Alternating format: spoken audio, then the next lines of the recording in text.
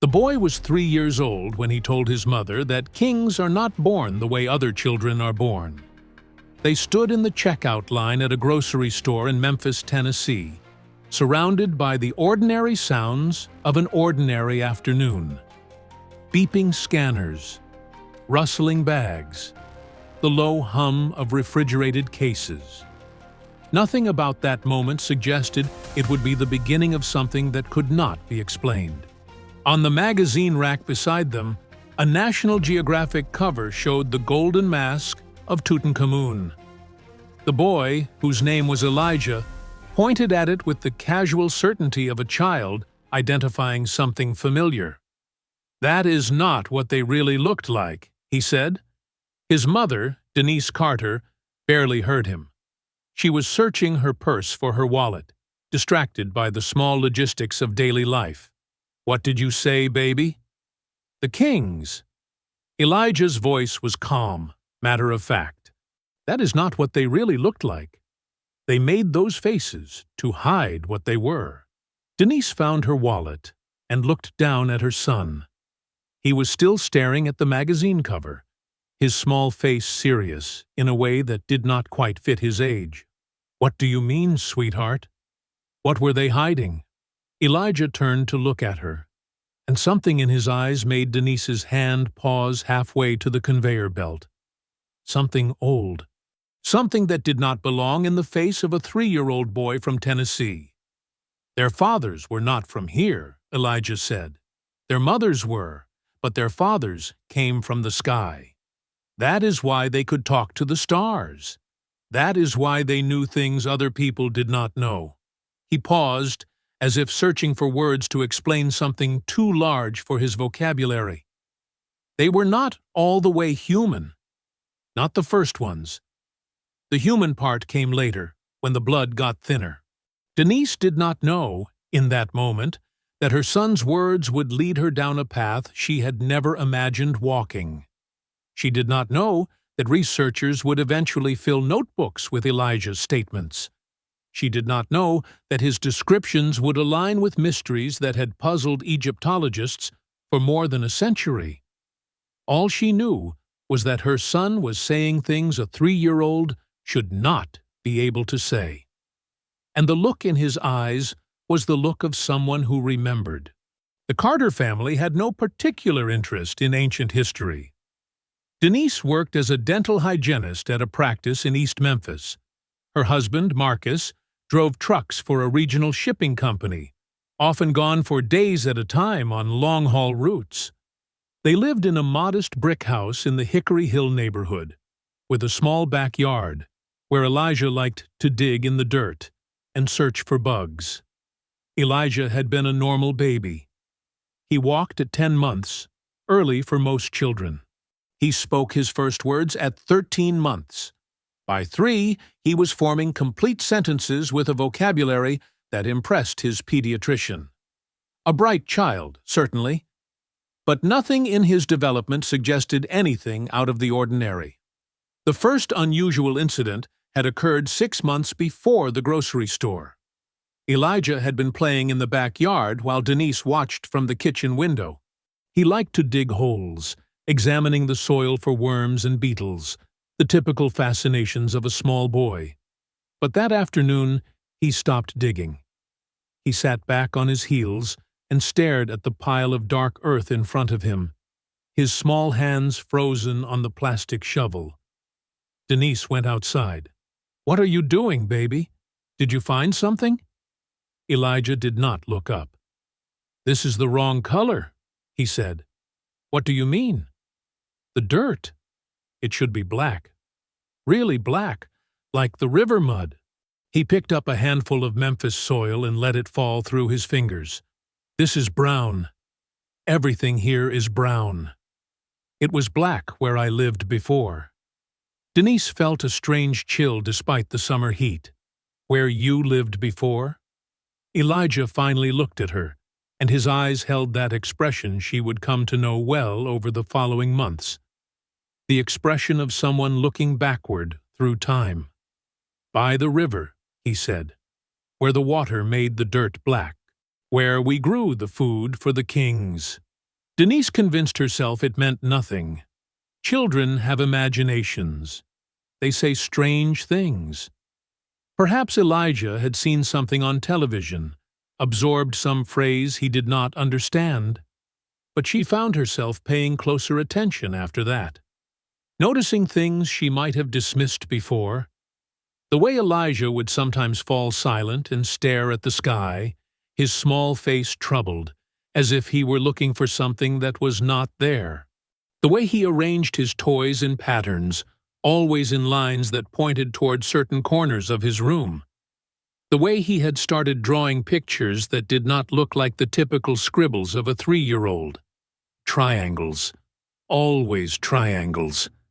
Triangles with small circles at the top. When she asked him what the drawings meant, he looked at her as if the answer were obvious. "The houses of the kings," he said, "where they lived when they were still part of the sky." The incident at the grocery store was different. It was not a private moment in their backyard, not a strange drawing that could be explained away. It was a specific claim about something Denise could see with her own eyes. The golden mask of Tutankhamun. The face of a pharaoh dead for 3,000 years. That is not what they really looked like. That night, after Elijah was asleep, Denise sat at the kitchen table with her laptop open, searching for images of ancient Egyptian pharaohs. She did not know what she was looking for. She did not know what she expected to find. But something in her son's voice had unsettled her deeply, and she needed to understand. She found the usual images, the serene golden faces of funerary masks, the stylized portraits carved into temple walls, the rigid, formal depictions that had defined Egyptian art for millennia. But as she scrolled deeper, she began to notice something. A pattern she had never considered before. The earliest depictions of Egyptian rulers, the kings from the very beginning of the dynasties, looked different from the later ones. Their skulls seemed elongated. Their features seemed sharper, more angular. Their eyes seemed larger in proportion to their faces. She found articles discussing these differences. Most scholars attributed them to artistic conventions, stylistic choices that had evolved over time. But some researchers proposed other explanations, theories about skull binding, about genetic anomalies, about deliberate attempts to appear different from ordinary humans, about rulers who wanted to look like gods. Denise closed her laptop at 2 a.m, her head aching and her heart racing. She did not know what any of it meant. She did not know if the images she had found had any connection to her son's strange statements. But she could not shake the feeling that Elijah was not making things up, that somewhere, somehow, he was remembering something real. The following week, Elijah said something that made Denise decide to seek help. They were watching a children's program about animals when a segment about Egypt came on. The screen showed the pyramids at Giza, golden in the afternoon light, tourists walking in the distance. Elijah stopped playing with his blocks and stared at the television. "They built those wrong," he said quietly. Denise muted the sound. "What do you mean, baby?" "The angle is wrong," he pointed at the screen. "The first king said they had to match the stars exactly. 3 stars in a line. But when he died, the others forgot. They built the next ones different. He was not there to show them anymore." Who was not there? Elijah turned to look at her, and again she saw that ancient expression in his young eyes. "The first one," he said. "The one whose father came from the sky. He knew how to build them right because he could still talk to his father. He could still hear the voice in his head. But his sons could not hear as well. And their sons could hear even less. Every time the blood got thinner, they forgot more." Denise's voice was barely a whisper. "What blood, Elijah?" The blood of the Sky Fathers. Elijah said it simply, as if stating an obvious fact. The first king had half of it. His son had less, and then less and less, until they were almost all the way human. That is when they started making the gold faces. So people would forget that the real kings had looked different. So people would think they had always been like everyone else. Denise reached out and pulled her son into her arms, holding him tightly against her chest. "How do you know this, baby?" she whispered. "How do you know any of this?" Elijah pressed his face into her shoulder. "Because I was there, Mama. I helped grow the food. I saw them. The first king was very tall. His eyes were different. He did not walk the same way people walked. But he was kind to us. He said we were his children too. He said we were all family, even though our blood was different from his." Denise held her son and felt tears running down her face. She did not know if she was crying from fear or wonder or both. All she knew was that her 3-year-old boy was describing things that no child should know, things that felt impossibly like memories. Dr. Reginald Hayes had spent 31 years studying children who reported memories of previous lives. His office at the University of Virginia was cluttered with case files, stacked on shelves and piled in corners, each one representing a child whose statements could not be easily explained. When he received the email from Denise Carter, he was initially skeptical. Most cases that came to him turned out to have mundane explanations. But the specificity of the details Denise described caught his attention. The reference to blood getting thinner, the claim about pyramid alignments matching stars, the description of early pharaohs looking different from later ones. These were not typical elements of childhood imagination. These were specific assertions that could be checked against historical and archaeological evidence. Hayes traveled to Memphis to meet the Carter family. He explained that he was not there to prove or disprove anything. He only wanted to document Elijah's statements carefully and see if patterns emerged. The first session took place in the Carters' living room on a humid September afternoon. Hayes brought toys and drawing materials, standard tools for working with young children. Elijah proved curious but cautious, studying the stranger with intelligent eyes before slowly warming to his presence. Hayes let the child lead. He sat on the floor, building towers with wooden blocks, asking gentle questions about ordinary things. Elijah's favorite foods, his favorite games, the bugs he liked to find in the backyard. Gradually, the conversation turned to other subjects. "Your mother tells me you remember living somewhere else," Hayes said casually, adding a block to his tower. "Can you tell me about that?" Elijah was quiet for a moment, carefully placing his own block. "It was far away," he said finally, "by a big river. The water was brown, but the dirt was black. Very black. That was the best dirt for growing things." "What kinds of things did you grow?" "Food for the kings."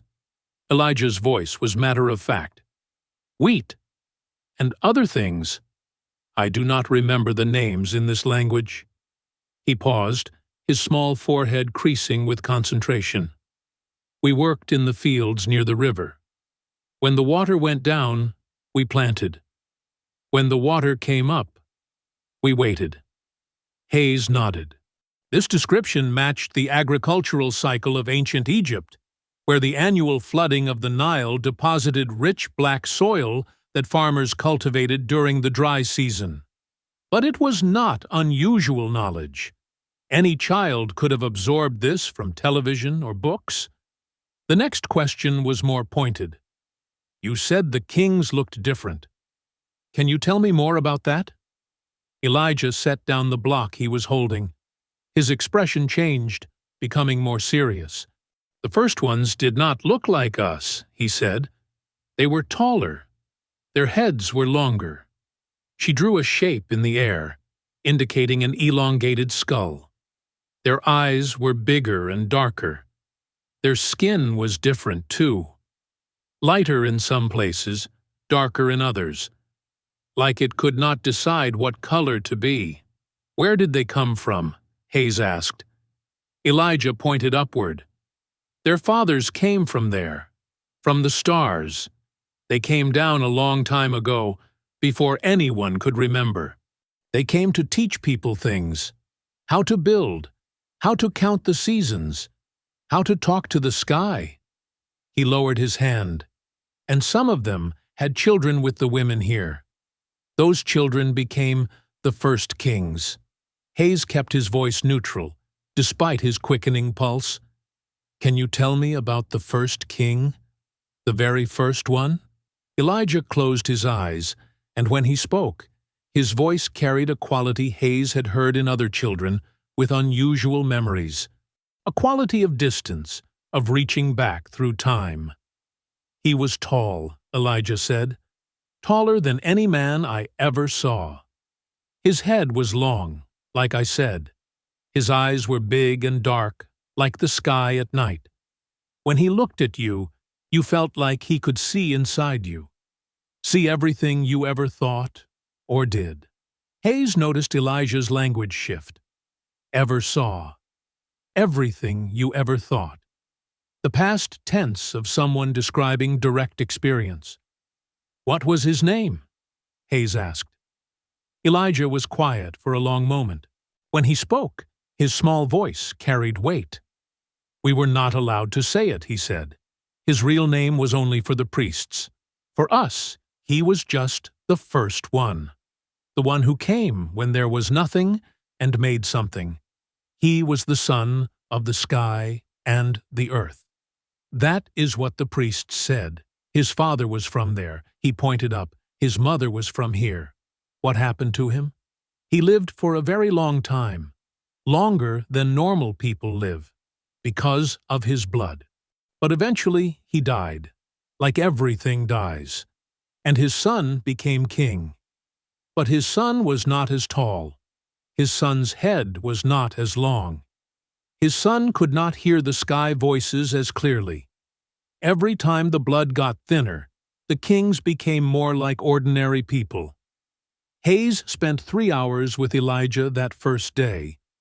By the end, he had filled a notebook with observations. The child had described, with remarkable consistency, a scenario in which the first rulers of Egypt were hybrid beings, offspring of extraterrestrial visitors and human women.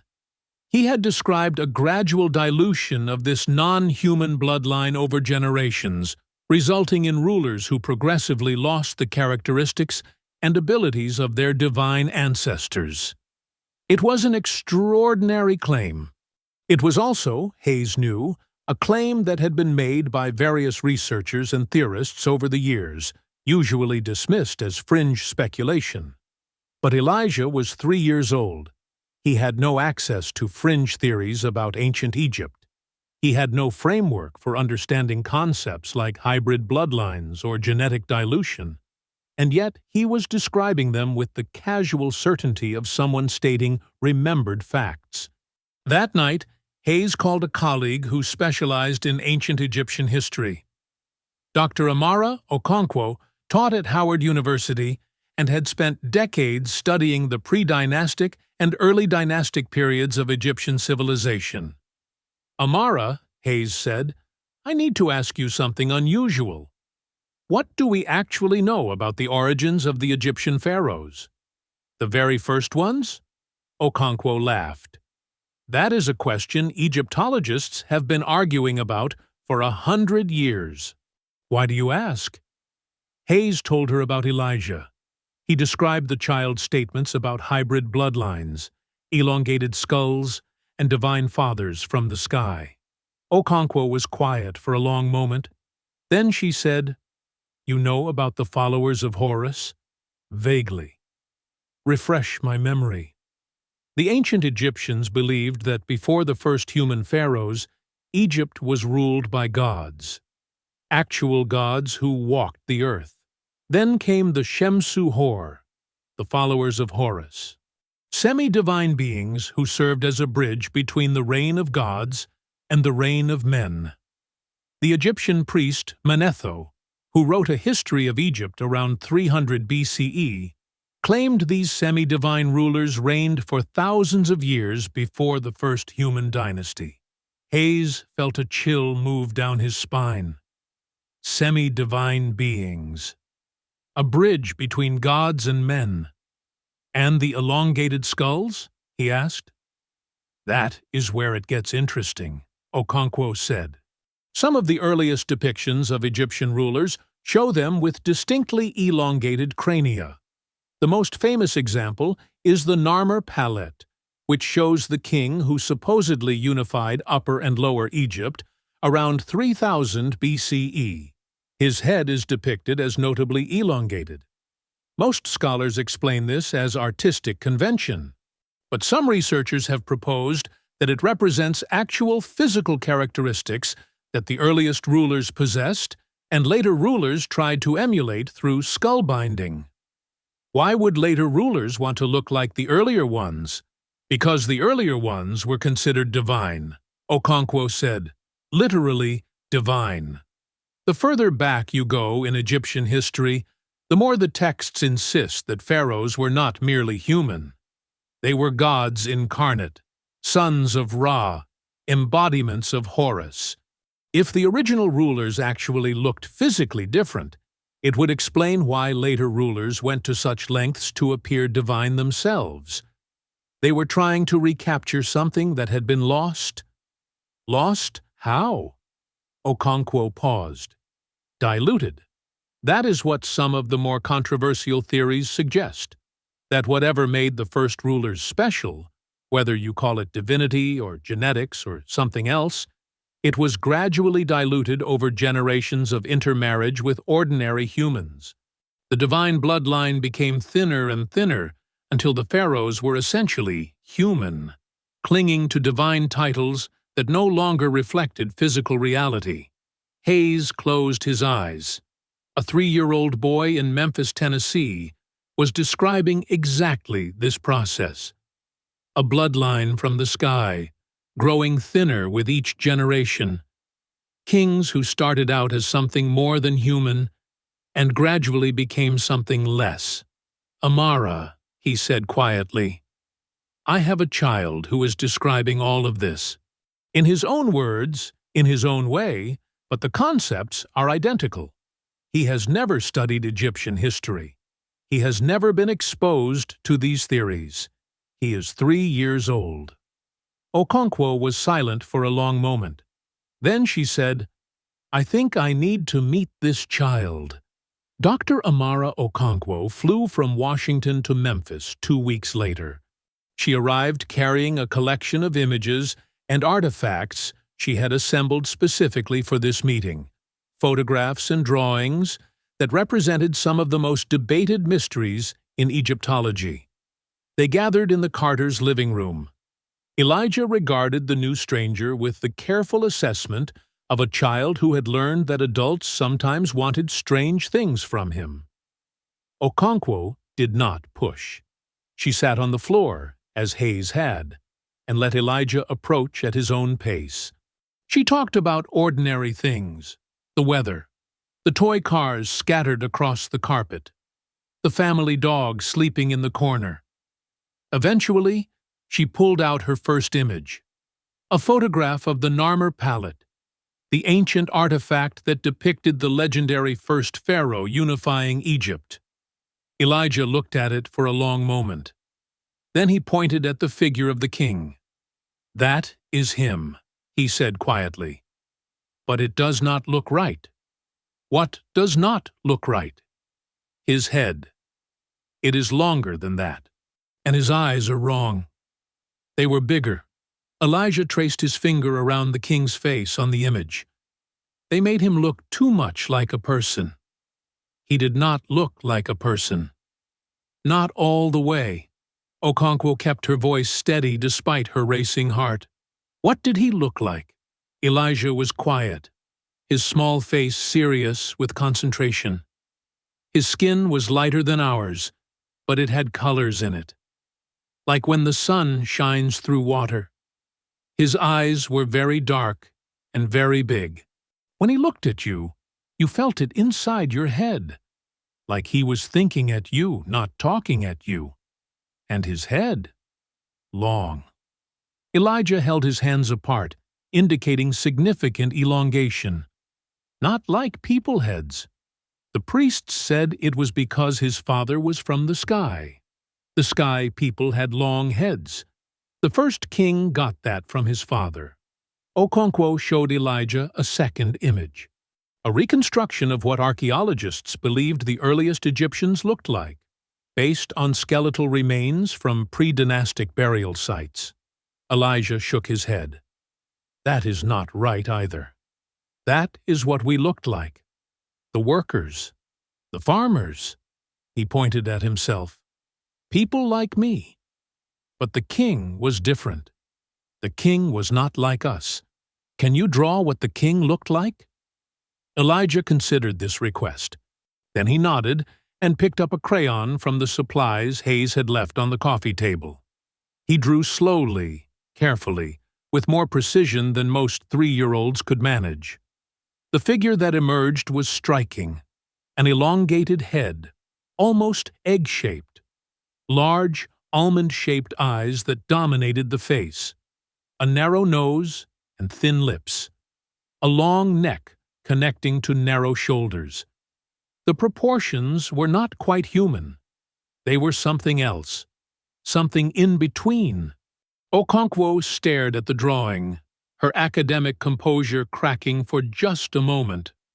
The figure Elijah had drawn bore a remarkable resemblance to certain depictions of Akhenaten, the heretic pharaoh who had ruled Egypt nearly 2,000 years after Narmer.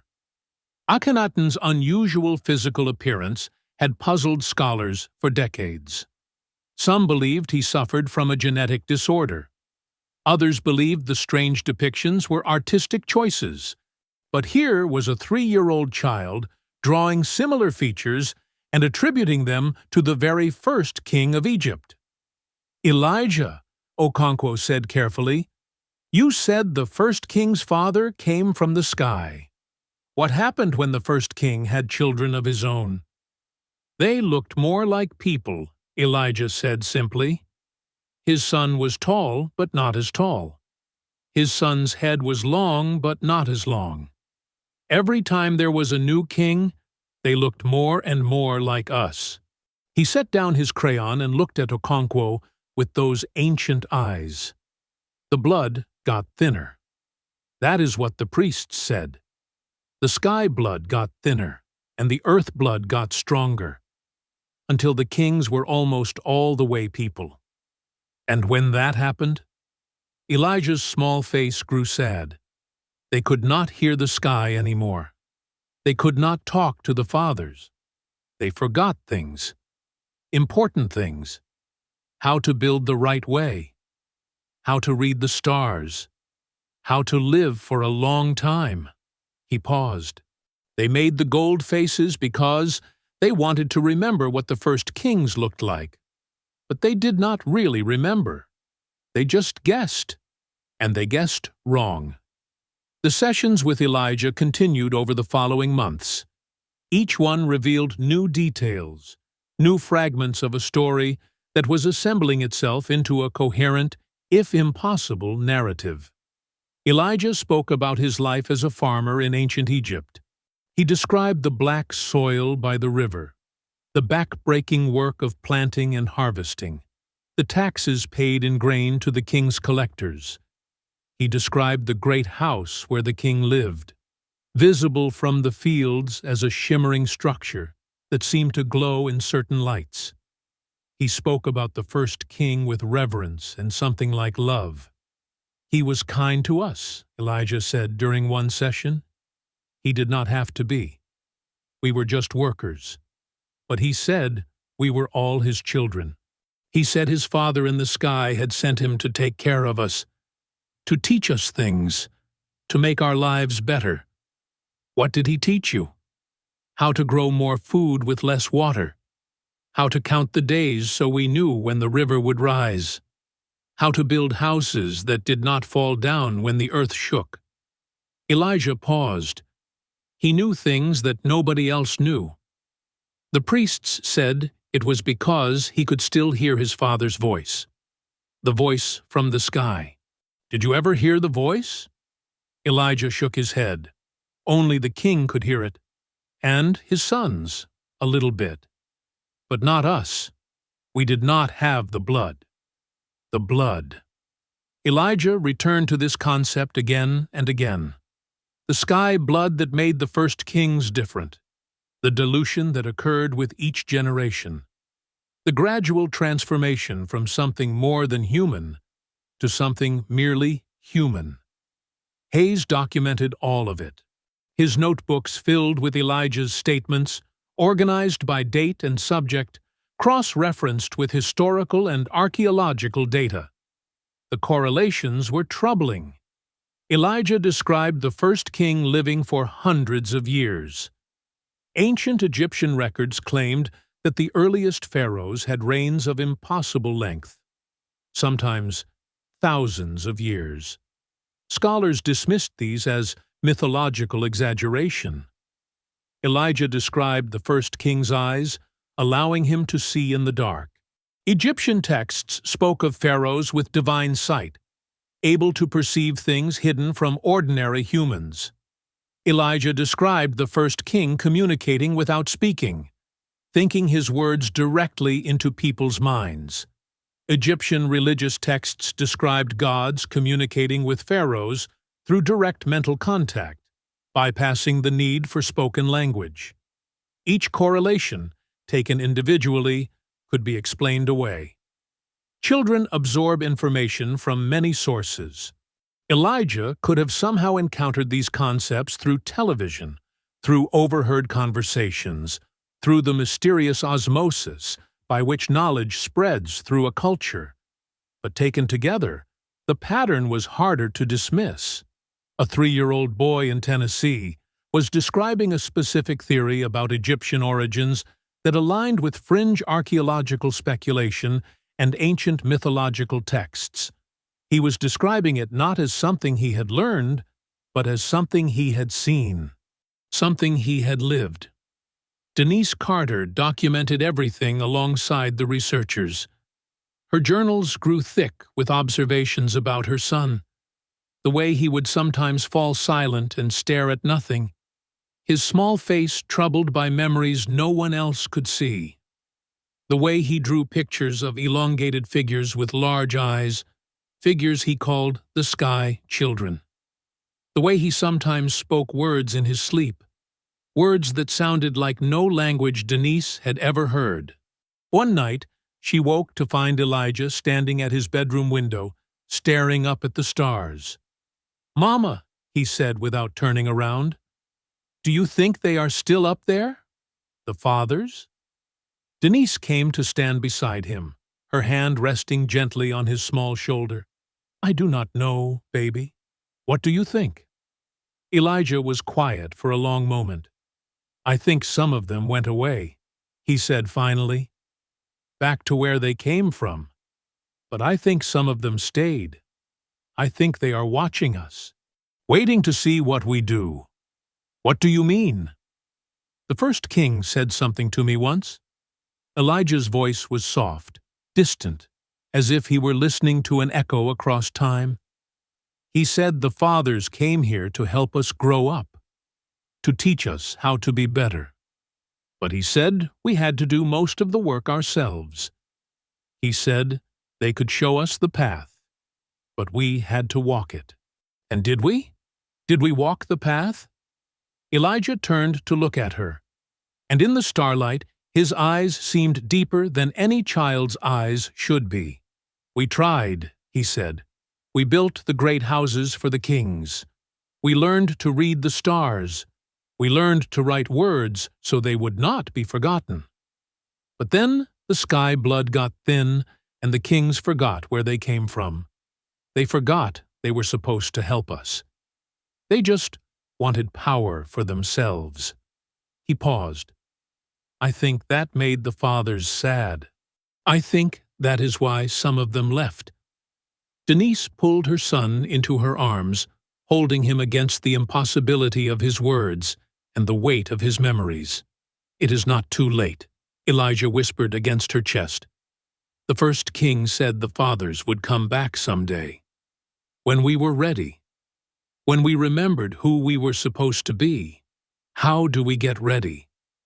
Elijah was quiet for a moment. Then he said, by remembering, by telling the stories, by looking at the stars and knowing we came from there too. All of us, not just the kings. All of us have a little bit of the sky in us. We just forgot. Dr. Okonkwo returned to Memphis 3 more times over the following year.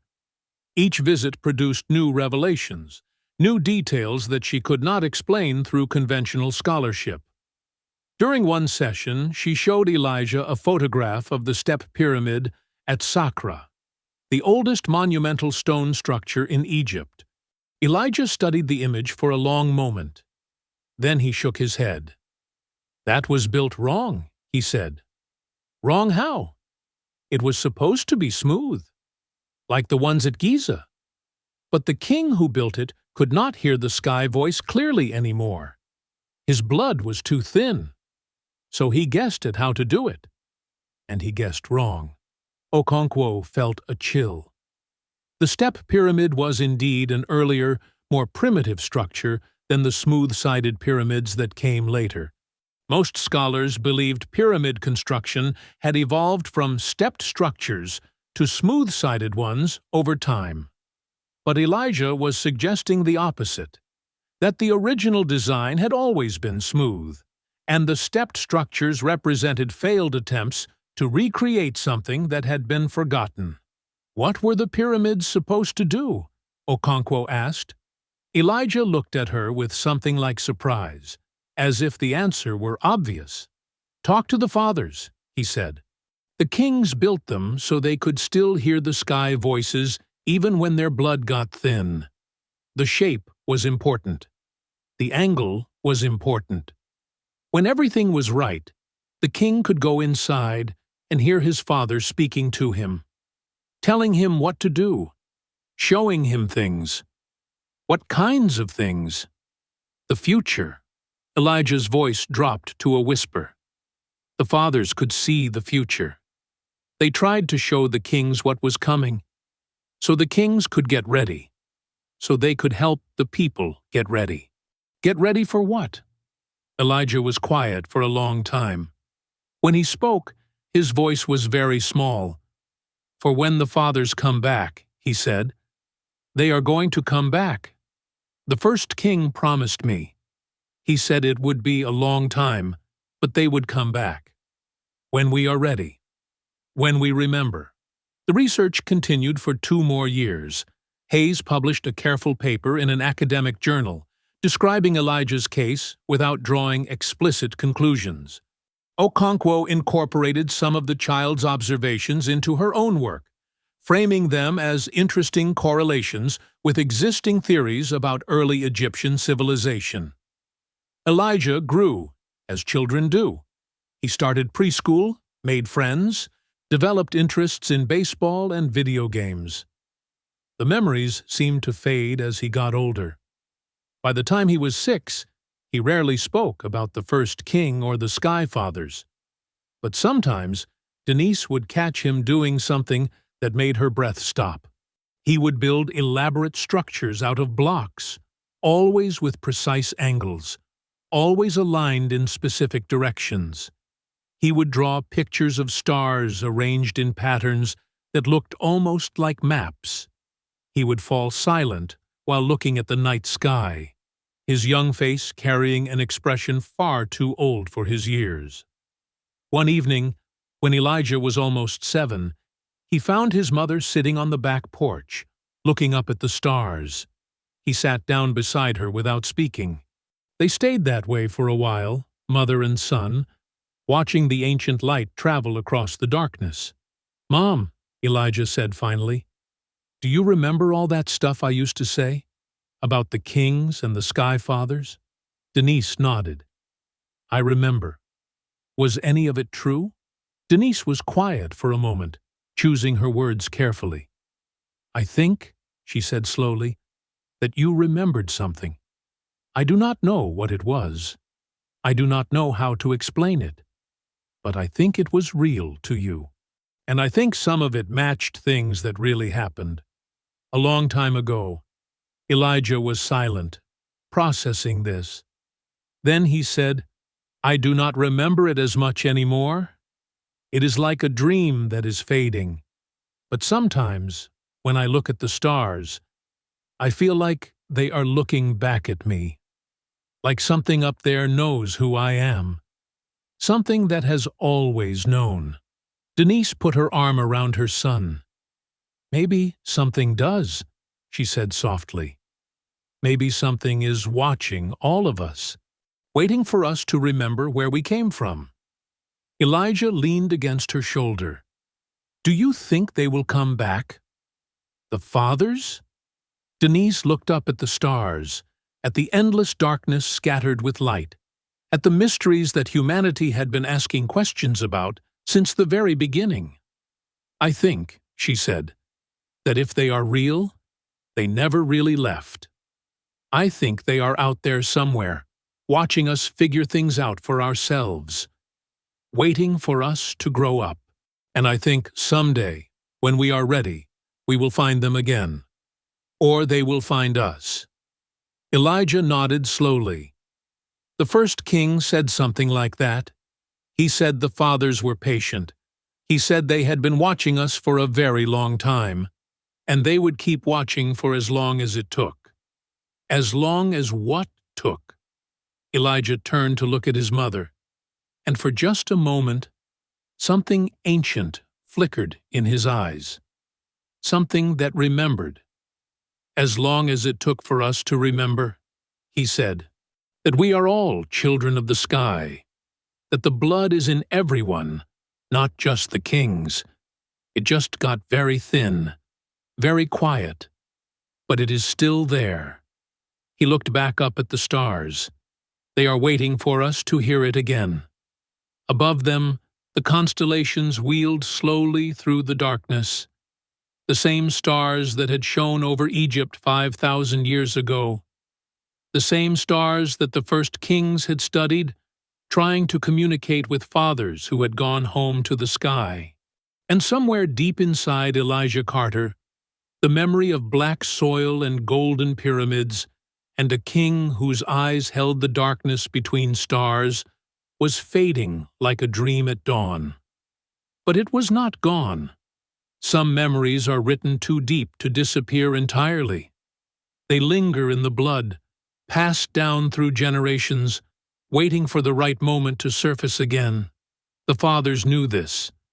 That is why they were patient. They knew that someday, somewhere, a child would remember, would speak the truth that had been forgotten, would remind humanity of where they came from and where they were going. And the waiting would continue, as it had continued for 5,000 years, as it would continue until the stars aligned again and the children of Earth were finally ready to meet their fathers face to face. Some stories carry weight that other stories do not. If Elijah's words awakened something in you, something you cannot quite name, you are not alone. Many who find these videos feel they are remembering rather than learning. Perhaps the blood is thinner now, but it has never stopped flowing. Perhaps all of us carry some fragment of the sky inside us, waiting to be recognized. We walk this path together.